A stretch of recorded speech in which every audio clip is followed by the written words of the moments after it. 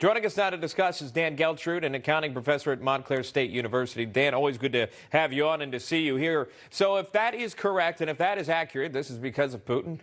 This war began 2 weeks ago. Yet somehow the prices continue to rise way past 2 weeks ago. Your thoughts? Well, it's absolutely not true. Let's start with that. This has been going on literally since the first day of this administration when Joe Biden literally shut down the pipeline. And that was the beginning. You know, he laid down the gauntlet about how his feelings were going to play out related to the oil industry. He is not pro-oil, and you can make an argument that he's not pro-U.S. economy based upon everything that happened, Shaun, with our economy relates to fuel. Why? Because everything has to move from point A to point B. The energy that goes into that, as that cost goes up, the cost of everything goes up. That's why we're in the place we are right now. I say moving even closer to hyperinflation, and that's a really bad sign because that takes us to the R word, recession. So reportedly, the president is trying to find a replacement for the oil that is received by the states from Russia. The Wall Street Journal had an exclusive reporting.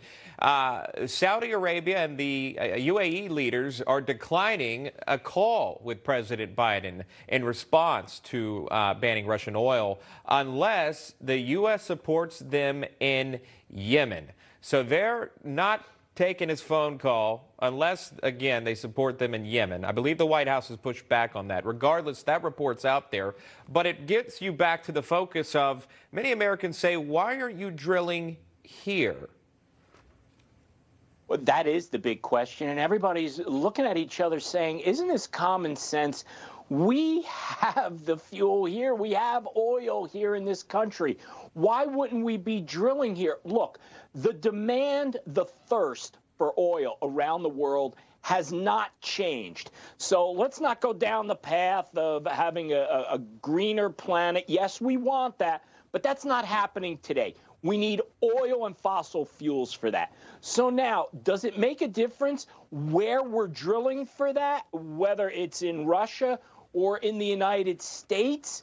No, because we can't flick the switch to automatically go to electric and solar and wind. We can't. So we have to move towards that over time. In the meantime, why would we give up our economic power to unfriendly nations? And that's what's going on. And as far as those nations not taking Joe Biden's call, why should they?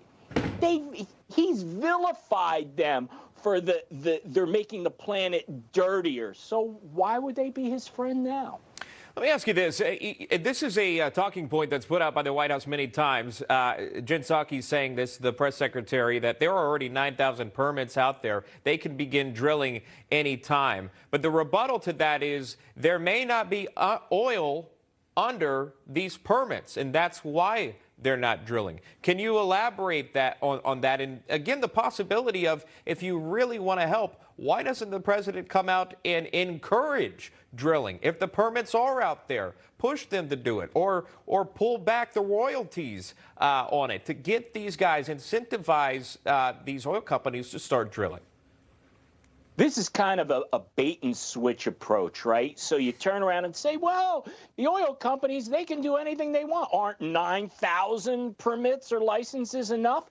Well, no, they're not, because you have to look at, we're in a capitalistic country, right? And Joe Biden is always saying he's a capitalist. Capitalism is incentivized by profit. Why would any of these oil companies start going down the path of more red tape? Drilling places may not have oil, or they're not incentivized to produce oil. Remember, their obligation, their fiduciary obligation, is to their shareholders, which means they're in business to make money. They're not just going to go drilling or doing things that are not going to be profitable. And what's profitable for them in this particular case is going to be really good for the U.S. economy and for our country overall.